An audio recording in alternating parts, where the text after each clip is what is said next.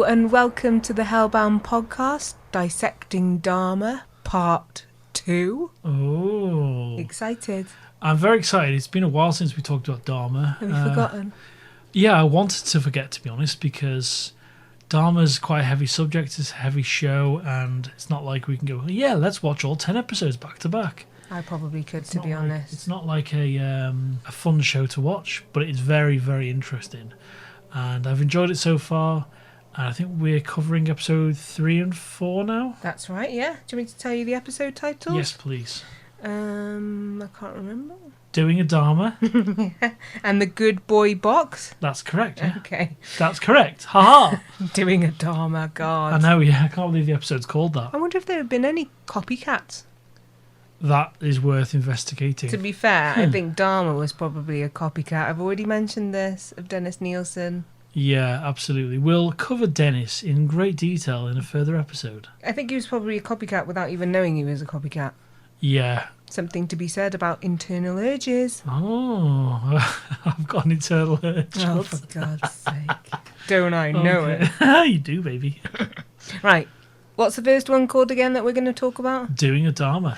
Episode 3. 3 of Dahmer on Netflix. So it started with and dealt a lot with abandonment. Absolutely. His parents abandoning his him. mother leaves and then his dad leaves him because he assumes his son's going to get a job or do something. Well, he kind of dumped him, didn't he? Yeah, exactly. He dumps him and that's pretty much it. Dumps him at the family home. So everyone leaves the family home. Yeah, and he's still in high school? Yeah, and the fact the child leaves, the child is the one that stays in the family home. The parents disappear. That's quite an interesting point in his life. Do you mean headfuck? Yeah, headfuck, yeah. Yeah. Explicit warning. Yeah, oh, sorry. It really deals with being alone, the loneliness, abandonment, how impressionable you are at that age. I remember what I was like. What is he, like 15, 16, something like that? He's so impressionable. Yeah. You're really discovering who you are, and if you're left to your own devices, it can go... Oh, people can go to crazy parties, do silly things. Or you just get in your own head. Yeah, you get in your own head. He needed support. Like, I'm not making any excuses for Dahmer at all, but he needed support. And if any child left in a position like that, and with what's going on with him when he was even younger, with the killing of animals, that kind of thing. Yeah, it's so the hallmark serial killer signs. Yeah, so it's probably the worst point in his life that they could have abandoned him. Yeah, he was. You're at that age where you, like I say, you're so impressionable. You're really finding yourself, and he went dark with it, didn't he? Yeah, absolutely. So what kind of happened in this episode? So he did a lot of keep fit. Keep fit. Vic just did an impression of keep fit. Well, picture that as you will. And he did a lot of booze, a lot of drinking, and he's been. That's right. He was going to school, wasn't he? Bit of a Half sloth, cut. wasn't he? Yeah. Yeah, very slovenly. Yeah. Living like he wasn't obviously looking after himself. It was difficult to watch because you just saw his mental state just deteriorate in front of your eyes. And he didn't eat at one point in the episode, because it's been a while since we saw the episode. Picture someone in his kitchen he was talking to, and he was actually talking to himself. Probably he was going mental. Imagine how you can't even handle it when I'm away for an evening, let alone like for hours and hours on end when you're like 15 odd or whatever. Gosh, just imagine it, being alone on your own when you're that age. Like, you can't even handle it when I'm away for an evening, let alone for hours on end on your own for years. God knows how long. I know, and he didn't know what was happening, where they were, when they were coming back, if they were ever coming back. Fair dues, he did go to school. I wouldn't have gone to school. Yeah, and before this he'd already killed. Is that right? I don't think so. I think that comes in the next the end of this episode. I'm sure. You're going to say season 2. Oh, no. The end of this episode. Yeah. I'm sure. There's a hitchhiker. Oh, yes, there is. Yeah. So he's looking for company, isn't he? Really? Yeah. But he was drunk as well. But the hitchhiker was going to a concert, as I remember in the episode. As basically, without knowing too much history, we're going by the episode. So when we kind of not quote knowledge when we say what's happening is based purely on the show at this point.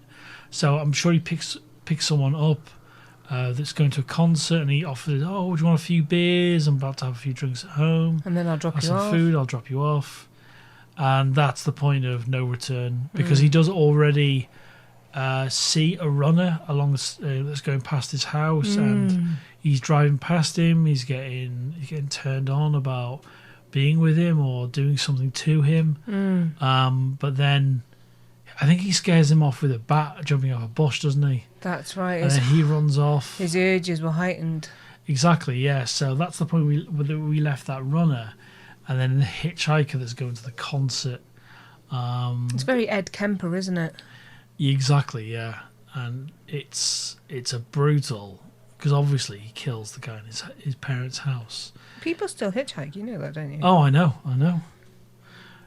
So yeah, it's a brutal moment because they're having dinner.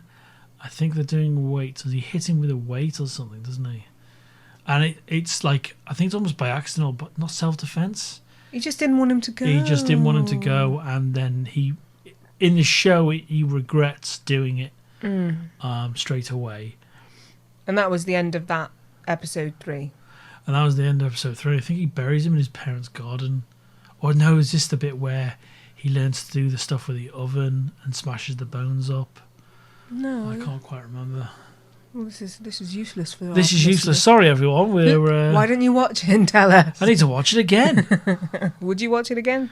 No, I'll probably watch all of this eventually, because we'll watch episode 5 and 6 soon. No, I like it, but I'm not enjoying it at all. It's like watching the morning show on Apple TV. It's heightened anxiety, and it's not really healthy to be watching those shows. Who would have thought that you would pip those two in the same same sentence, even? Yeah, well, you gotta diversify with what you watch. Yeah, but you find them both as harrowing as each other. In some ways, yes, I do. It's mentally disturbing. It certainly is. Okay, so I don't know why I find that funny. Not that you're mental disturbed. It's because we're sitting so close together and we're sharing a microphone this time. Sorry, everyone, we're sharing a microphone. We don't have 2 mics today. It's nice, it's intimate as we talk about murder. Yeah. We are wearing clothes, everyone. We are wearing clothes. And we've got the dog watching us. That is very creepy, yeah. Okay, so episode 4 is called The Good Boy Box. Yeah. Why did they even call it that? I can't remember. There's going to be a lot of I can't remembers in this. He goes to the army. He goes to the army, and the probably gets, sorry to interrupt you, probably gets the structure that he actually needs by going to the army. Yeah, and he probably learns a more efficient ways to kill people as well. Oh God, Alex, I didn't even think about that. Yeah, just strangulation, all sorts of stuff. It's a school for killing, isn't it? Yeah, exactly. Hand-to-hand combat. And then he's eventually thrown out, isn't he? Their parents think he's doing well. Can I ask you, is it the 70s, isn't it? Oh no, it's the 90s, sorry, I'm getting my decade. 91, where he gets arrested.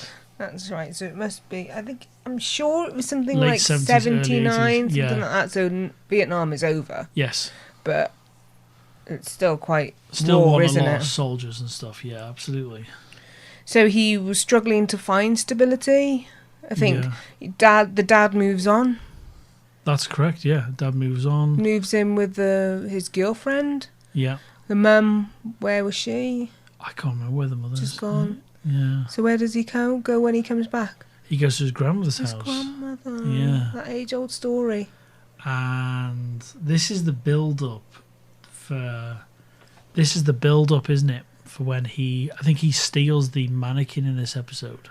Oh, the mannequin! Or he steals it before, and this is the build-up to the point where we see him with the mannequin. The grandmother finds it. Well remembered. So no, it's actually earlier in the show when his grandmother walks into the room, and the Dahmer tells him not her to go in. But this is the episode where they reveal it. Yeah. And him like hiding in the changing room so that he could get it. It was like a metallic kind of. Yeah, it was like a silver surfer or silver mannequin. Ooh. What do you mean? It was like you can't do that an attractive mannequin. You can't mannequin. do that attractive sound when you're talking about Dahmer show. I think I'm talking about the mannequin. Okay, yeah, the 6-pack of the mannequin, didn't they? Yeah. Why? So lonely. It's so lonely, and the grandmother aspect is so grim. It's so lonely. Yeah. And he's got no one else in his life that's like him, and that's really destructive, and there's no structure for him, because if he had people like-minded, possibly... Not even that. I think, like, you know, I had an older sister, you've got older siblings. It's just people that you can talk to that are on your level, then you just don't feel so alone. He had nobody. Yeah. Did he have any friends? No. The hitchhiker that he killed. The mannequin. The mannequin. I don't know. It's so strange. It's really tragic. And yes, there's an argument to say that he was predisposed to this kind of lifestyle and this, like, you know, killing nature. But at the end of the day, he was left alone, and he was looking for company. And the fact that he thought he would have that company in a mannequin is tragic. It really is tragic. And it was like he was trying to learn how to be held and want to hold someone. There's a lot about that, cradling someone. Definitely. It's probably feeds into why he spent some time with the dead bodies afterwards, and that coldness of the body, like nothing there, like no energy there, living energy. He probably really reminded him of this moment. It was quite a pivotal moment, wasn't it, really? It really was, and it's... the whole situation is like, we can't truly say whether if he had the support that he wouldn't have turned out like this. But he would have definitely been in a better space, better headspace. Yeah, it's like layers and layers of terrible situation that just compounded him being him. And I think, you know, this potentially was his first sexual experience with another being or entity, like not alone.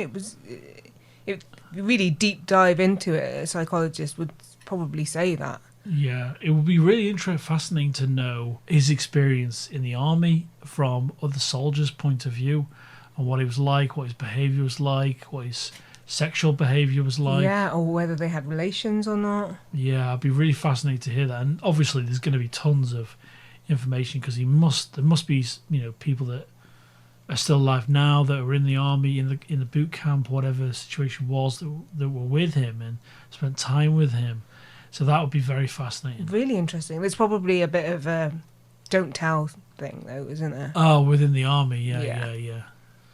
But yeah, it's harrowing show, harrowing story, horrific story, and there's more to go. I do enjoy, without being ridiculous, dissecting it, really picking it apart and thinking about, you know, analysing him and what made him who he was. Absolutely. And that's why we're going to record our next couple of episodes. We're going to record straight after watching the show. So in a few days, because we're post Hellbound Horror Festival now, which is fantastic. And congratulations to Ian Rayburn and his film Blue Devil again. Yes. For winning Best Film and the Orlock Award for Acting, Best Performance. So we're going to record... And all the winners. And all the winners, and all the submitters, and you, Alex. And all the filmmakers well done worldwide. To you. You put in a lot of hard work, and it was really, really well done. And you brought me a light up Jason Voorhees mask, which is fantastic. I did, as a congratulazione. Congratulazione. And so yeah, we'll be. We're not sure when we're going to release the next episode. Possibly next week. But Michael Chan, our other amazing host. Sorry, I was just taking a gulp. Our other amazing host is very busy with his acting career at the moment, so we're not sure when he's going to come back. His star is rising. His star is rising. Star Trek, a new series called Ezra, a gay vampire series that looks fantastic. So more power to Michael. He's doing so well. He's doing very well. Very proud of him within the podcast and within Hellbound further afield. So we might be recording our next episode of Dahmer very soon after we watch episodes 6 and 7. No, 5 and 6 because it's even. Can we go now? We can go check it out now. Should we go? Guys, have some pizza. Let's go. Pizza. Bye everybody. Bye pizza. Bye.